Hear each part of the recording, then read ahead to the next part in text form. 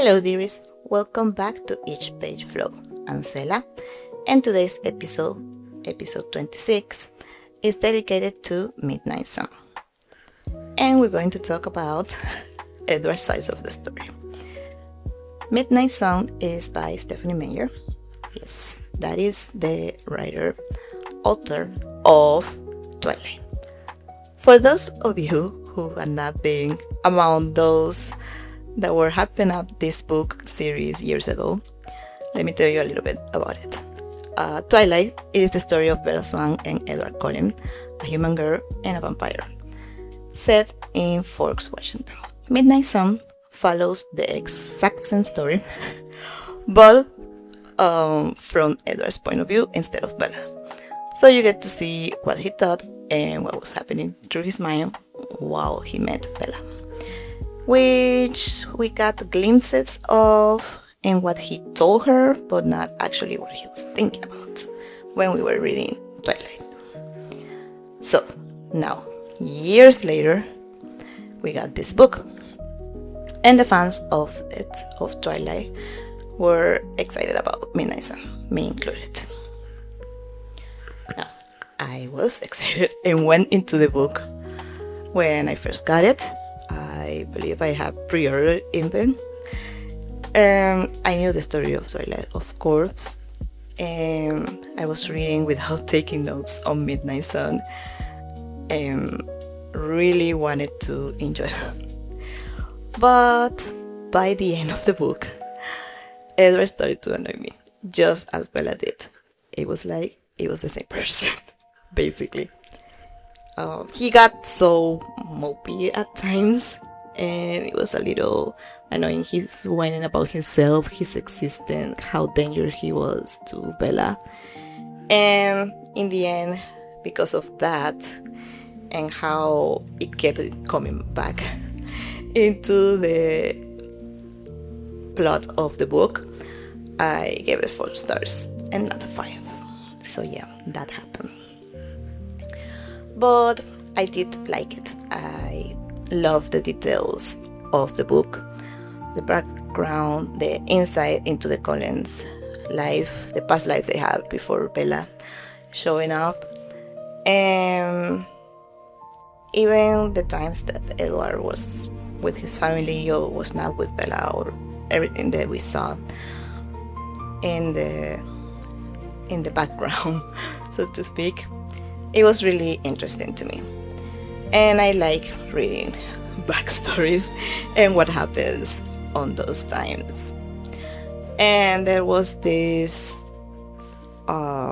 detail about Rosalie and Edward basically not speaking to each other by the end of this book, or by the end of Twilight, which makes sense and ties back to New Moon, because Bella didn't entirely know about that. And it made sense that Rosalie, to see that relationship, how it deteriorated basically during this time, when he first met Bella. And well, she didn't apologize, and then they became best friends by the end of the series. But in this time, I mean, it was nice to see all of that. The thing that was not entirely necessary, I guess, was what happened with Jacob, because his senses were clearly sharpening, but it was too much of all the time. Here's Jacob, here's what's happening, he's turning to a wolf, he's turning, pay attention, this is gonna happen, this is going into New Moon. And it became a little obvious, see it, do you see it? So it could have been less of that. But it's Edward and Bella. As much as Edward got a little bit tiresome, I did realize they were perfectly matched for each other, because Bella was just as annoying. And I have said this before in reviews about Twilight, New Moon, Eclipse, all of the other books breaking down. Bella's not my favorite character of Twilight, not by a long shot. I'm sorry, my favorite character is Alice, and Jasper, and Jacob actually, and I don't have regrets about that, and I don't try to hide it either. So these two, Edward and Bella, I thought that they were perfect for each other, constantly doubting themselves, both thinking that they're not enough, and basically spiraling in their own heads. It was almost funny to see that they were basically thinking about the other one the same way. Bella thought she was not good enough for Edward. Edward thought that he was not good enough for her because he was a vampire, he was them or whatever. So kind of perfect match if you think about it. But in the end, I was glad that I read it. It's been some years since I have read it, and I haven't picked it up again.